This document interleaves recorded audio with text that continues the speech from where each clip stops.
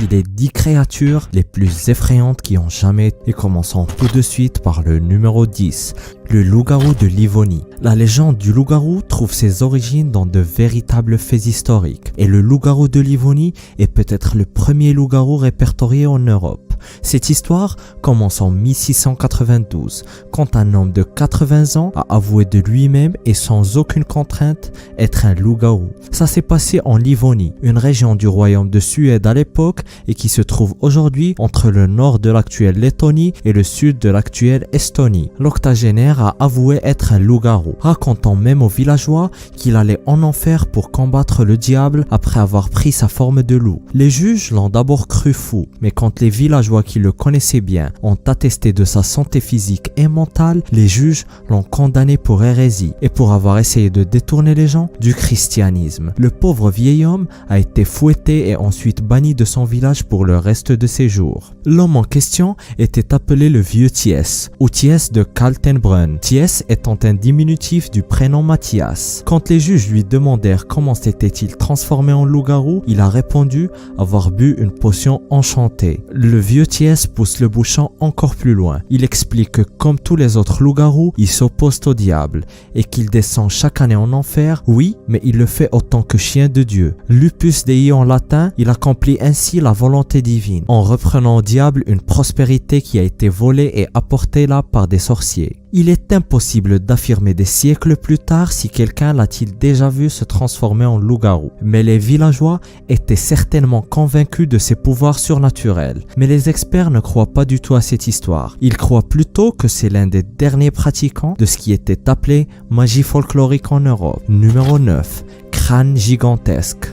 Le crâne gigantesque d'une créature monstrueuse s'est récemment échoué sur les plages du New Jersey aux États-Unis. Le crâne immense a été retrouvé sur la plage d'Island Beach State Park et avait des airs de crâne d'oiseau géant avec un très gros bec. Les autorités ne semblaient avoir aucune idée quant à l'origine du crâne. Il était bien évidemment trop grand pour appartenir à n'importe quel mammifère terrestre et ce n'était définitivement pas un crâne de requin. Certains internautes ont même suggéré que c'était le crâne d'un ptérodactyle. La surface de l'os était complètement lisse sans aucun bout de chair dessus. Mais selon le département de protection de l'environnement du New Jersey, les os appartenaient à une baleine de mink et c'était plus précisément la mâchoire supérieure ainsi que la boîte crânienne de la baleine. Quant au reste de la baleine, personne ne sait vraiment où il se trouve. Mais la baleine était sûrement morte depuis déjà un bout de temps puisque toute la peau a été retirée des os. Et d'une manière ou d'une autre, le crâne s'est détaché et a été charrié par les courants et les vagues jusqu'aux côtes. Dommage, ce n'était pas un crâne de dragon. Numéro 8. Le monstre phoque. Le parc protégé de Susquehanna en Pennsylvanie aux États-Unis a longtemps été habité par un monstre peu commun. Si aujourd'hui la zone est propice aux randonnées, pique-niques et autres balades en kayak sur la rivière, cela n'a pas toujours été le cas, puisque cette zone de Pennsylvanie était tourmentée par une créature que les locaux appelaient le monstre de Kettle Creek ou même le dugong de West Branch, mais le nom le plus commun était le phoque de Susquehanna.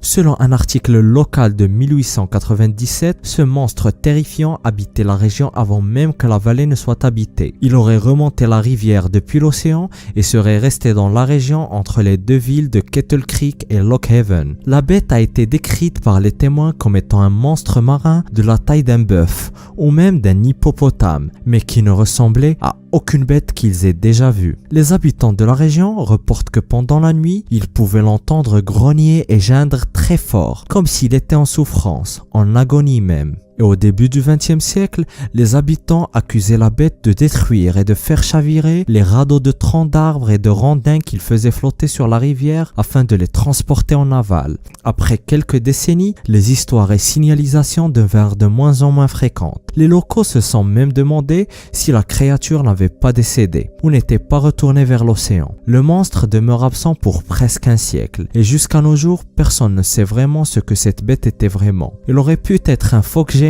ou le dernier représentant d'une espèce préhistorique, mais on le saura peut-être jamais. Numéro 7. Le serpent mutant. Un serpent à sonnette extrêmement rare a été aperçu en Floride aux États-Unis. Le serpent en question est un crotale diamantin et il est ainsi nommé en raison des motifs aux formes de losange rappelant des diamants sur son dos. Les diamants sont généralement plus sombres avec des contours clairs. Mais Pearson Hill, un biologiste local, est tombé sur un crotale diamantin sans diamant. D'ailleurs, il n'avait aucun motif et ses écailles étaient de couleur complètement uniforme et plus claire que la norme, le rendant l'un des spécimens de crotale observés les plus rares au monde.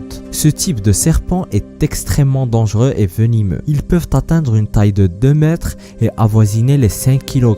Ils sont d'ailleurs les serpents venimeux les plus longs et les plus lourds d'Amérique du Nord. Le biologiste a d'ailleurs installé une puce électronique sur le serpent afin de pouvoir le traquer et mieux comprendre comment sa mutation impacte sa survie puisque sa couleur uniforme rend le camouflage plus difficile que ses congénères. Quant à la mutation elle-même, les scientifiques supposent que ses 2 parents avaient un gène récessif. Mais ne vous inquiétez pas pour autant pour ce serpent, puisqu'il peut très bien chasser. Espérons juste que personne ne le confondra avec un serpent non venimeux, à cause de l'absence des motifs. Numéro 6. Le chupacabra. Au Texas, aux États-Unis, un homme a aperçu une étrange créature qui errait dans le voisinage d'une banlieue résidentielle. La bête avait selon ses dires l'air d'un gobelin sur 4 pattes. L'homme prétend avec ferveur que c'est le légendaire chupacabra. Le chupacabra est un animal légendaire qui terroriserait les populations depuis des siècles au Mexique, au sud des États-Unis et à Porto Rico. Il est décrit comme étant un peu comme un petit ours ou bien un chacal qui aurait des épines sortant de son cou. Et sa caractéristique principale serait une soif insatiable de sang. Son nom se traduit littéralement par suceur de chèvre, en référence au fait qu'il s'attaquerait aux animaux de ferme afin de se repaître de leur sang. Mais les spécialistes ont vite balayé ces allégations d'un revers de main, affirmant que ce n'est rien d'autre qu'un pauvre chien errant souffrant d'une maladie cutanée qui lui aurait fait perdre une grande partie de son pelage. Il aurait aussi pu s'agir d'un coyote malade, mais la bête n'est jamais réapparue. Donc aucun moyen d'en avoir le cœur net. Mais avant de passer au numéro 5, n'oublie pas de liker, de t'abonner et de me dire en commentaire laquelle de ces créatures t'a le plus fait flipper. Moi personnellement, c'est les 2 premières de la liste, ne les rate surtout pas. Numéro 5. Panthère noire. Toujours aux États-Unis et plus précisément dans le Missouri, dans une zone plutôt rurale, les habitants sont plus ou moins habitués à la vie sauvage et il n'est pas rare de voir des biches, des coyotes et même des ratons laveurs. Mais une habitante de la région nommée Stephanie Wieger a raconté aux infos télé locales qu'elle aurait aperçu une bête qui ne ressemble en rien aux animaux habituels de la région. Elle prétend avoir vu un félin noir immense traversant la route. Une bête qui ressemble beaucoup à une panthère noire, tout droit sortie d'une forêt tropicale en Inde. Et selon Stéphanie, ce n'était pas la première fois qu'elle apercevait la bête en question. Elle l'aurait même vu une dizaine de fois. Elle estime que l'animal pèserait vers une 50aine de kilos. Même les voisins et certaines personnes de la région ont aussi prétendu l'avoir vu. Il n'en fallait pas plus pour que le département de conservation du Missouri s'en mêle. Le département de conservation a demandé aux gens de les contacter d'urgence dès que la bête serait aperçue, afin de pouvoir déceler ce mystère et savoir de quel animal il s'agit. Mais malgré tous les moyens mis en œuvre, la bête a continué de terroriser la région.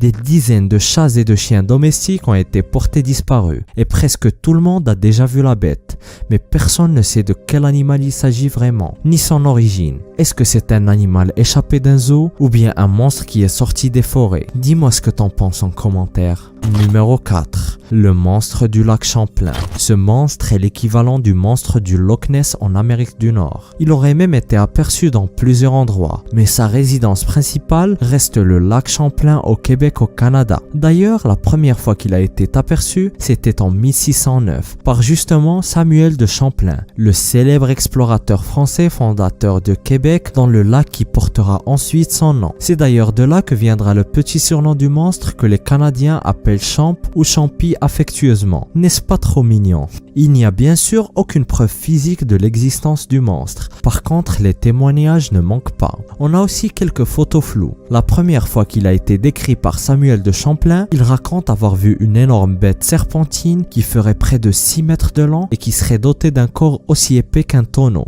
Il aurait aussi une tête qui ressemble à un cheval. Mais durant les années, d'autres descriptions ont été signalées. Par exemple, en 1819, un capitaine de navire aurait vu une créature serpentine dans le lac Champlain qui mesurait près de 60 mètres de long. Il prétend que le monstre avait 3 crocs sortant de la bouche et des yeux avec une couleur oignon selon ses dires, et un cercle rouge au niveau du cou, comme une sorte de collier. De nos jours, les apparitions de la bête sont bien moins fréquentes, mais de temps en temps, des personnes disent avoir vu quelque chose se mouvoir sous la surface du lac Champlain. Mais comme le monstre du Loch Ness, personne n'a jamais réussi à capturer une bonne photo du monstre. Numéro 3. Dinosaures volants. En Caroline du Nord, plusieurs personnes affirment avoir récemment vu des dinosaures volants. Les apparitions de créatures effrayantes n'est pas chose rare en Caroline du Nord aux États-Unis. Les autorités locales ont régulièrement affaire à des signalements de Bigfoot, le monstre du lac Norman ou même un homme lézard. Mais les signalements de dinosaures volants sont très récents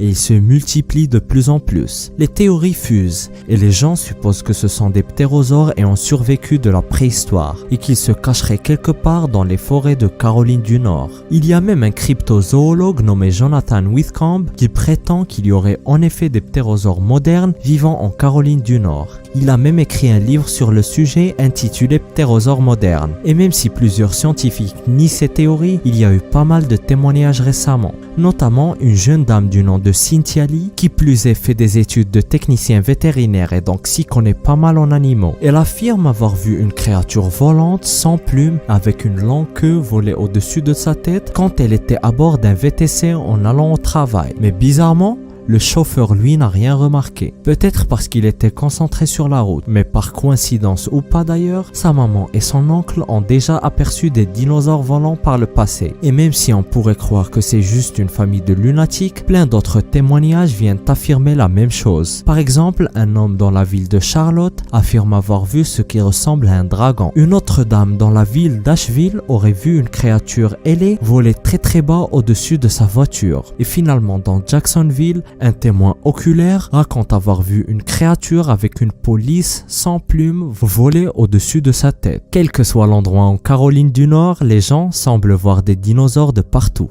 Numéro 2. L'homme singe. Les signalements de Bigfoot dans les bois du Colorado dépassent une centaine rien que pour les 2 dernières années. La rencontre la plus flippante d'entre elles s'est passée à l'été 2019 dans le comté de Summit en plein jour. Un randonneur faisait de l'escalade. Quand il s'est arrêté pour prendre une pause à peu près 3300 mètres d'altitude, il aperçoit une silhouette beaucoup plus grande que celle d'un homme et qui ressemble à un singe. Et elle avait l'air de grimper une falaise de neige avant de dégringoler puis rebrousser chemin avant de disparaître. Le randonneur est parti avec 2 autres personnes pour aller examiner la zone où ils avaient aperçu la créature. Et effectivement, ils ont retrouvé des empreintes de pieds dans la neige qu'ils ont pris en photo et les ont envoyées à l'organisation Bigfoot Field Research. Ils ont suivi les empreintes mais elles disparurent à un certain endroit et la bête a été perdue. L'organisation Bigfoot Field Research a qualifié la rencontre comme une observation de classe A et qui selon leur classification veut dire qu'il y a des preuves réelles et tangibles d'une créature de type Bigfoot, une sorte d'homme singe vivant dans les bois du Colorado. Numéro 1. Le démon de Dover. C'était au 21 avril 1977 que la créature terrifiante nommée démon de Dover a été vue pour la première fois dans la ville du même nom en Massachusetts. Le témoin était William Bartlett, un adolescent de 17 ans. Il assure que quand il conduisait pour rentrer chez lui, il a aperçu une créature avec de gros yeux et des doigts lents et filamenteux. La bête était perchée sur un muret en pierre et il ne l'a aperçue que pendant de très courts instants puisqu'il conduisait. Mais il n'a aucun doute, c'était bien une créature démoniaque surveillant la route. Mais cette histoire n'aurait pas du tout eu le même écho s'il n'y avait que William qui avait aperçu la créature. Et quand il a raconté son histoire publiquement, plusieurs personnes ont aussi avoué avoir vu une créature similaire. Le lendemain, le 22 avril, une autre personne affirme avoir vu le démon au centre-ville dans l'avenue de Springdale. Et une poignée d'autres témoins ont raconté à peu près la même histoire. Mais après le 22 avril, la créature n'a jamais été revue nulle part. Ce qui est encore plus flippant,